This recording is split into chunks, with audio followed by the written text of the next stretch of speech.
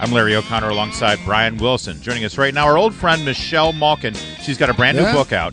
It's called Sold Out: How High-Tech Billionaire and Bipartisan Beltway Crapweasels Are Screwing America's Best and Brightest Workers. Oh boy, Beltway Crapweasels. It's like you read my diary, Michelle Malkin. Thanks for joining us. Hi, Brian and Larry. It's so great to meet you both. And, you know, my real ulterior motive is to get crapweasel entered into the Oxford English Dictionary. It's not a term I've heard before, but one that we both heartily embrace. Listen, Michelle, I thank you so much for writing this book. I haven't read it, but I have read a lot about it already. And it sounds like you are blowing apart one of the things that drives me nuts about the argument about immigration in our country, and that is all these high-tech firms, Facebook, Microsoft, all these people who say that American workers don't have the kind of education and skills to be able to do these programming things. We got to bring them in from China and India. Is that just a lie? It is. It is the biggest, fattest, juiciest lie of the Silicon Valley CEOs, their tech lobbyists in D.C., and much of the open borders lobby. The debate about immigration has largely been dominated by, and rightly so, about what's going on the southern border, massive illegal immigration. It was the subject of my very first book in 2002, Invasion. But meanwhile, there's been this massive, massive destruction of American high-tech jobs and this sabotage of American high-skilled workers. These are our best and brightest. And the statistics are stunning. Now, people who study this over the last 20, 25 years are very familiar with the fact that there is no such thing as an American high-skilled worker shortage, but it's been repeated over and over again by the Open Borders Press, everyone from the Wall Street Journal to the New York Times, and yet in communities all over this country, there are stories over and over again, and they're finally breaking out just by sheer force.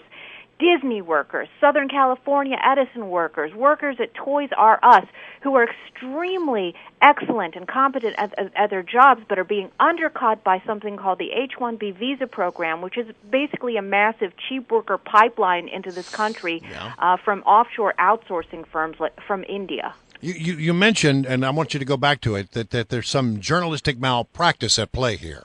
Oh, no question about it. I think part of it has to do, and of course this is something that we've covered for so long, guys. In part, it's ideological bias by a reflexive left-wing media. And also in some parts it's laziness. A lot of these laws, of course, are incredibly complex, and the propaganda that's put out by these front groups, which we detail in a chapter that we call Legion of Doom,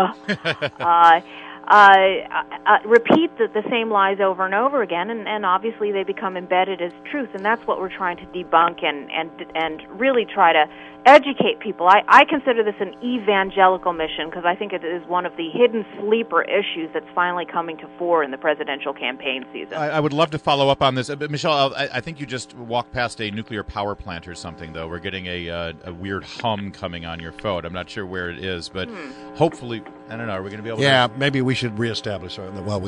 Can we do that right Let's quick? try to reconnect because it's going to be uncomfortable for the listeners, Michelle. Gotcha. And we've got, because I really want to hear more about this. I mean, this is my...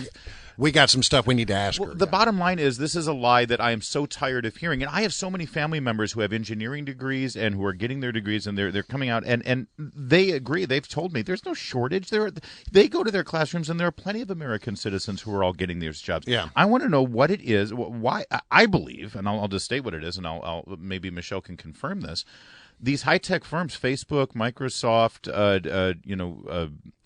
Sun Microsystem, all these various programming entities and all these high-tech firms who are pushing for these visas to come in, they're getting workers from India and China and other countries to come in on these visas to do these programming work. And let's face it, they're coming from basically a third-world country. They're coming with very different expectations of what they should be for paid. their jobs and for their career, on their pay, on their benefits, how they're treated as employees. And Michelle, I'm just wondering, is that what's behind this? Is it because they basically want these foreign workers from third world countries to do this work that should be compensated pretty well, but they're doing it for peanuts, and they can treat them like dirt? Yeah, that's right. It's kabuki theater. And by the way, that was Mark Zuckerberg obviously hacking my phone line. Yes, exactly. Look, the law says that there are certain prevailing wage requirements that were put in place in 1990 when the law was passed as a guarantee that American workers were not going to be undercut and sabotaged by a program that's supposed to be of a benefit to us. I mean, all of these visa programs are supposed to put American workers first and foremost, and that is another big fat lie.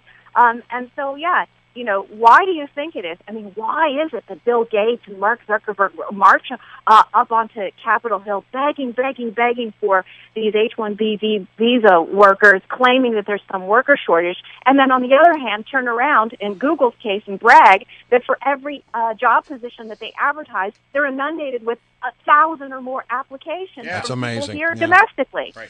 I want to change topics as I can because there is an amazing story that broke late yesterday that is quite fascinating for those who follow the immigration issue, and it's that the Fifth Circuit Court of Appeals yesterday, in a 2-1 ruling, backed up the Texas judge, saying that the president's amnesty program that he tried to invoke, even though many people said it was unconstitutional, turns out they agree it is unconstitutional. Yes, and this injunction is incredibly significant, and upholding it by the Fifth Circuit. They called the case that the 26 states, led by Greg Abbott when he was Attorney General, now Governor, have made is quote-unquote impressive and likely to be upheld should it go all the way to the Supreme Court. Yeah. Of course, those corruptocrats at the DOJ and DHS have gone absolutely bananas. And I have reminded people, for those who haven't followed the trajectory of this entire case, that the Texas judge actually had to call out the lying of the DOJ lawyers, because even after he issued that injunction, they went ahead and authorized thousands more of these work documents for the so-called DACA and DAPA beneficiaries, even in the face of the injunction, and the government had to face sanctions for that. I think that it is heartening because it shows that when Washington fails to do its job, when all the people that we send there to do checks and balances on this imperial, out-of-control president, when they fail to do their job, people are able to do it in court. Yeah, and via the states as well, thank God. It was the states that brought this lawsuit. Michelle Malkin's our guest. The book is sold out, How High-Tech Billionaires and Bipartisan Beltway Crap Weasels Are Screwing America's Best and Brightest Workers. And really fast, Michelle, we've got a debate on Fox Business Network tonight. 8 of the candidates running for president and the Republican side will be there. There'll be lots of financial and business questions. If you were on the panel, boy, how great would that be to have Michelle Malkin, one of the moderators. What question would you ask these candidates, or any specific candidates, specifically about the subject of illegal immigration and your book, which focuses on this insanity of these visas? Well, first I would ask what exactly they're going to do to stop the massive systemic layoffs and firings of American high-skilled workers who are being replaced by these H-1B mediocre substitutes, and who are being forced to train them as a condition for their severance before they're let go. The second question I'd ask is related to the second section of the book, because I think that everybody talks about comprehensive immigration reform, and they never talk about comprehensive immigration enforcement. That means not just at the border, but a re-examining of every single one of these visa programs, which are being massively abused, exploited, fraud in everything from the B1 and F1, L1 programs, and the OPT program, which is basically a cheap foreign student pipeline into these tech companies. Right. We got to put a stop to it, and I want to know what these candidates are going to do about it. We got to leave it there. Michelle Malkin, F1, H1B. You're A1 with us, Michelle Malkin. That's right. And we want to mention that the book is called Sold Out, but it is not sold out. You can still get it. Absolutely. Yeah. All right. Thanks, Michelle. Thanks, guys.